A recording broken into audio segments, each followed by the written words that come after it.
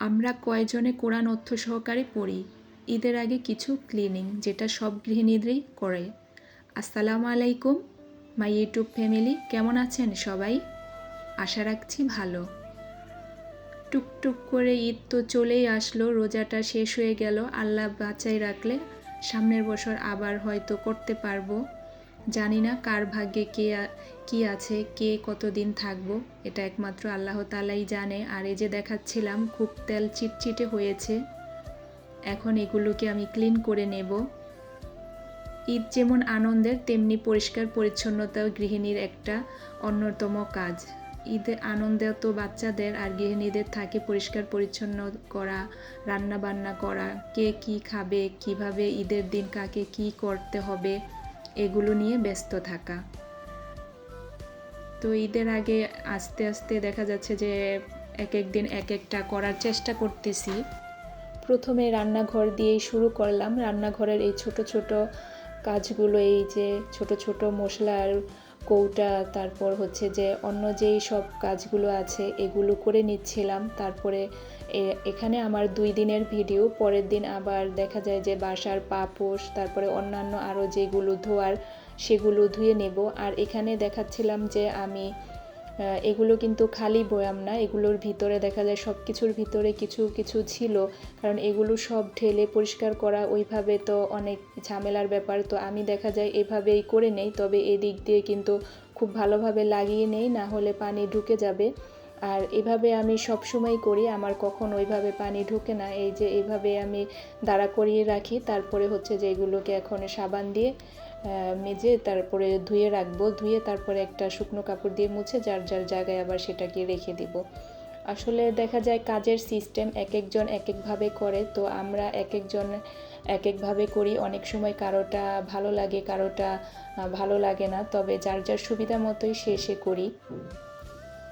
তো আমার এভাবেই সুবিধা হয়। আবার যখন যেটা খালি হয় তখন সেটা পুরোপুরি একবারে ভালোভাবে রিফিল করে নেই, কিন্তু ওইভাবে দেখা যায় যে পুরো খালি হতে তো সব একবারে তো আর হয় না, অনেকগুলো দেখা যায় থেকেই যায়। তার জন্য দেখা যায় যে যখন যেটা সিঙ্গেল সিঙ্গেল খালি হয় তখন তো সেটা পুরোপুরি ধুই। আর এভাবে দেখা যায় 15-20 দিন পর পর আবার উপরের সাইডটা ধুতে হয়, না হলে উপরে দেখা যায় ধরা যায় না, হাতে আঠা আঠা হয়ে যায়, ধরলেই বোঝা যায়। আর এই যে র্যাকের উপরে আমি একটা কেটে দিলাম, শপিং ব্যাগের ইগুলা কেটে দিলাম, টিস্যু ব্যাগ যেগুলো, এগুলো দেখা যায় যে আমি ফালাই দেব, আবার নতুন করে আবার যখন ধোবো আবার আরেকটা করে নেব। আর এই যে গ্রিন টি আমি অনেক দিন ধরে এনে রেখেছি, তবে গ্রিন টি তো আমি সেভাবে খাই না। আসলে অনেক সময় বাসায় আসলে অনেকে খায়, যেমন আমার ছোটো ননদের ও গ্রিন টিটা খুব খায়, তো ও আসলে লাগে। তারপরে মাঝে মাঝে এমনি সময় আমার হাজব্যান্ডও খায়। আর দেখাচ্ছিলাম যে ভিতরে কিন্তু আমার কোনো পানি ঢোকেনি, সব মশলা স্বাভাবিকই আছে। কারো কারো মনে হতে পারে আবার পানি ঢোকে কিনা, না, এভাবে করলে পানি ঢোকে না, একটু সাবধানতা অবলম্বন করে করতে হয়। তো এই যে আমার সব কিছু ক্লিন করা শেষ, আর যার যার জায়গায় তাকে আবার একটা শুকনো কাপড় দিয়ে মুছে রেখে দিয়েছিলাম। ওই পর্যন্ত ছিল সেদিনের ভিডিও। তারপরে হচ্ছে যে এটা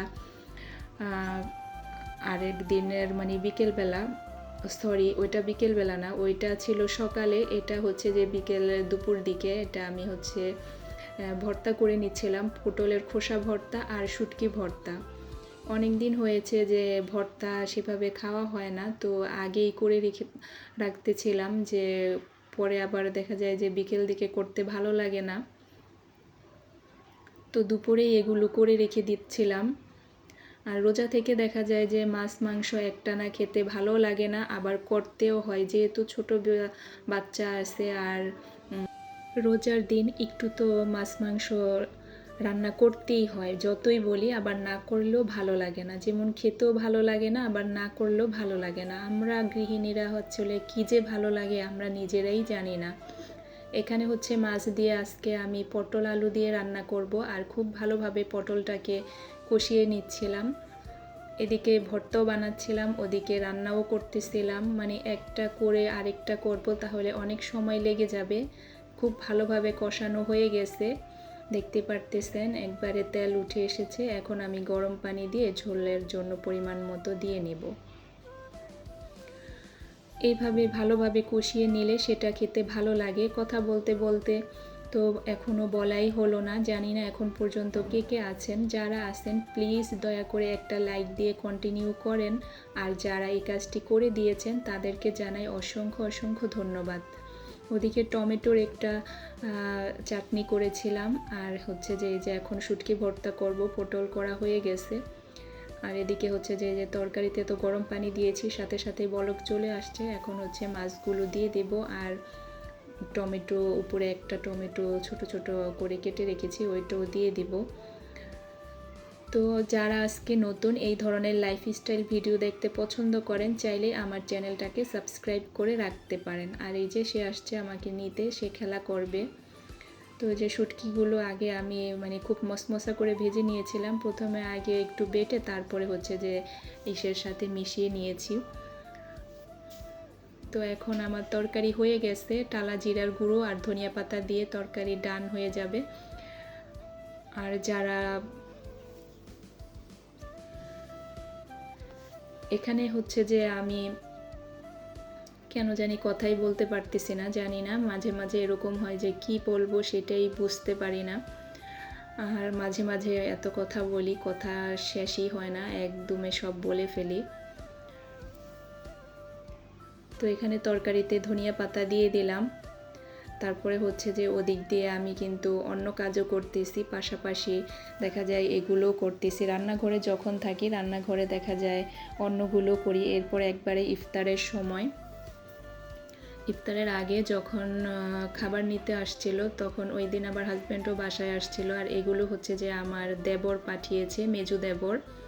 প্রতি রোজায় দেখা যায় যে আমরা ওদেরকে দেই, ওরা আমাদেরকে দেয়, এভাবে ফল ফ্রুটস। আর ঈদের শপিংয়ের জন্য আমরা হচ্ছে যে সবাইকে টাকা দিয়ে দেই, কারণ কিনে দিলে না সাইজ বড় হলো ছোট হলো, পছন্দ হলো না, এই কালার না ওই কালার, তো এত পেরেশানি কারোই ভালো লাগে না। তার জন্য দেখা যায় যে যার যার মতো করে সে কিনে নেবে, যাকে যা দেওয়ার সবাইকে দিয়ে দিই। শাশুড়িকেও 5,000 দেওয়া হয়েছে, আর ননদদেরকেও দেখা যায় যে ছোট ননদকে তো আমি বাসায় গিয়ে দিয়ে এসেছি 3 রোজার দিন, আর হচ্ছে বড় ননদকে বিকাশে দিয়ে দেওয়া হয়েছে।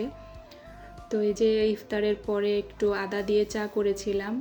এরপরে নেক্সট ডে সকালে পাপোশগুলো এখন সব আমি গরম পানি দিয়ে ভিজিয়ে রাখবো কিছুক্ষণ, তারপরে হচ্ছে ঘর ঝাড়ু মফ দিতে দিতে এগুলো অনেকটা ভিজে যাবে। তারপরে হচ্ছে যে আমি ব্রাশ করে ধুয়ে নেব। এগুলো অনেক সময় আমি ওয়াশিং মেশিনেও দেই, তবে এখন না অনেক বেশি ময়লা হয়েছে, কারণ ওই যে পাশে যে কনস্ট্রাকশনের কাজ চলতেছে, সারাদিন এত ধুলাবালি আসে। এটা অবশ্য এই পাপোশটা অত বেশি হয়নি, আর এত বড়টা ওয়াশিং মেশিনে দেওয়াও যাবে না, এটা হালকাই ছিল, এটাকে ব্রাশ করে নিচ্ছিলাম। আর এই যে ময়লা হয়েছে এগুলোকে আমি ভিজিয়ে আবার কতক্ষণ পাড়াইছি, পাড়াইয়া তারপরে ময়লাই করছি। আর এদিকে হচ্ছে যে একবারে গোসল করে তারপরে নামাজ পড়ে কোরআন তো খতম দিয়ে ফেলেছি। তারপরে হচ্ছে যে এই যে এখানে এই বইটা পড়তেছিলাম। আমি যখন কোরআন খতম দিয়েছি ওই ভিডিওতে একটা আপু বলেছিল, আসলে এটা নেগেটিভ না, আমি পজিটিভ নিয়ে নিচ্ছি, যে বাংলা অর্থসহ পড়া। আসলে আমরা যারা সাধারণ মানুষ, আমাদের পক্ষে পুরো কোরআন বাংলা অর্থভাবে পড়াটা অতটাও ইজি ব্যাপার না। তবে আমি এই যে ছোট ছোট ইয়াসিন সূরা, মুলক, তারপরে অন্যান্য আরও কিছু সূরা কিন্তু বাংলা অর্থ সহকারে পড়ি। তবে দেখা যায় যে পুরাটা তো ওইভাবে সম্ভব না রোজার মধ্যে করা বা এমনিতেও। তো এখানে হচ্ছে যে আমাদের যে শাহালি মার্কেটের আজকে মিটিং ছিল, সেদিন এটা ছিল শুক্রবারে মিটিং ছিল। আর এখানে হচ্ছে মুরগি, ওই যে পাক যেগুলো ভেজে দিলে বাচ্চারা খুব পছন্দ করে, আর এই মুরগির এটা খেতে কিন্তু এমনিও রেস্টুরেন্টে গেলেও খেতে চায় ওরা, তো এটাই দেখা যায় যে নিয়ে আসছে। আর এই যে খাবার এখানে শাহালি মার্কেটেরই দেখা যায়, তো হাজব্যান্ড ওইখানে সদস্য, যে কোনো মিটিংয়ে খাবার দেখা যায় চলে আসে। তো এখানে এই যে একটা ছোট বক্সে খেজুর দিয়েছিল, আর এই যে কোক, তারপরে হচ্ছে যে বড় বক্সে দিয়েছিল কাচ্চি, গরু জব করে তারপরে কাচ্চি রান্না করেছিল। খাবারটা অনেক মজা ছিল। তো এখানে বেশ অনেক পরিমাণেই ছিল, যেহেতু আমরা রোজা। এরপরে ছোট বেবিকে ঘুম পাড়াতে যাব, সে তার ঘুমের আগে তার বেবিকে ঘুম পাড়াবে। বললাম ঠিক আছে তাহলে পাড়াও। অনেকক্ষণ সে তার বেবিকে ঘুম পাড়িয়ে তারপরে তাকে ঘুম পাড়িয়ে আসলাম। এরপর হচ্ছে যে এটা হচ্ছে সেকেন্ড দিনের ভিডিও, খাবারটাও সেকেন্ড দিনই আসছে, আর দেবরের খাবার তার আগের দিন পাঠিয়েছে। আমরাও দেবরের বাসায় দিয়েছি, আমরা দিয়েছিলাম হচ্ছে দই, তারপর আপেল, মালটা আর তরমুজ, আর ও দিয়েছে এগুলো। আসলে একজন মানে এই রোজার সময় এক ভাই আরেক ভাইয়ের বাসায় এগুলো দেওয়া হয়, আর আমার ছোট দেবর তো দেশে থাকে না, ও থাকলে হয়তো ওকে দেওয়া হতো। ও ওর ওয়াইফ বাচ্চা নিয়ে অস্ট্রেলিয়াতে থাকে। তো এই যে আমার তরকারি ফাইনাল লুক, এটা হয়ে গেছে। এখন হচ্ছে যে আমি আবার এরপরে একটু টমেটোর টক, এটা হাজব্যান্ড অনেক পছন্দ করে, তার জন্য করেছিলাম। আর এই খাবারটা আসার পরে আবার রান্না করেছি। অনেকের প্রশ্ন আসতে পারে, প্রশ্নটা হচ্ছে যে আমরা তো কাচ্চি খাবো, তাহলে আমাদের যে আরও ছানাপোনা, মানে সরি ছানাপোনা না, মানে ছানা বলা যায় যেহেতু দোকানের ওরা নিজেদের বাচ্চাদের মতোই, তো ওরা কি খাবে, ওদের জন্য আবার আমি একটু পোলাও করেছিলাম। পোলাওর ফুটেজটা নেওয়া হয়নি। আর মুরগির মাংস রান্না করেছিলাম, ওই যে দেখলেনই, এগুলো ওদেরকে দিয়েছিলাম। আর এই টকটাও দিয়েছিলাম। তো এরপরে হচ্ছে যে রাতে এশারের সময় দেখেন কত দুষ্ট, আমরা কিন্তু একসাথে নামাজ পড়তে পারি না। আর এই যে আমি কাপড় ভাঁজ করব আর তাকে কন্ট্রোল করব, ওদিকে আমার মেয়ে নামাজ পড়তেছে, মেয়ের নামাজ শেষে তারপরে আবার আমি নামাজ পড়ব। এই যে এখানে হচ্ছে যে তারপরে প্লেট বাটি সব কিছু এখানে ধুয়ে রেখেছিলাম, এগুলো সব এখন গুছিয়ে রাখবো। তারপরে হচ্ছে যে এখানে আমার মেয়ের নামাজের আর কোরআনের ফুটেজ ছিল, সেগুলো চলে গেছে। প্লেট বাটি কিভাবে চলে আসলো, যাই হোক, মাঝে মাঝে এরকম ভিডিওর ফুটেজ একটা তো আরেকটাই হয়ে যায়, তো ওরকমই হয়েছে। এই যে খাওয়ার পরে যেগুলো ধুয়ে রেখেছিলাম সেগুলো এখন গুছিয়ে রাখবো, কারণ এরপরে আবার রাতে আবার হালকা পাতলা কিছু খাওয়া হবে। সন্ধ্যায় তো ভারী খাবার খাওয়া হয়েছে, সেভাবে পরে আর কেউ খাবে না। আপনাদের সাথে আজকে কথা বললাম, অনেক উল্টাপাল্টা কথা বলেছি, কেন জানি আজকে কথা শুধু জড়তা চলে আসছে। খাওয়া দাওয়ার পরে এই যে এই খাবার অবশিষ্ট রয়েছে, এগুলো আবার এখন হালকা পাতলা খাওয়া হবে। সবাই ভালো থাকেন, সুস্থ থাকেন, আল্লাহ হাফেজ।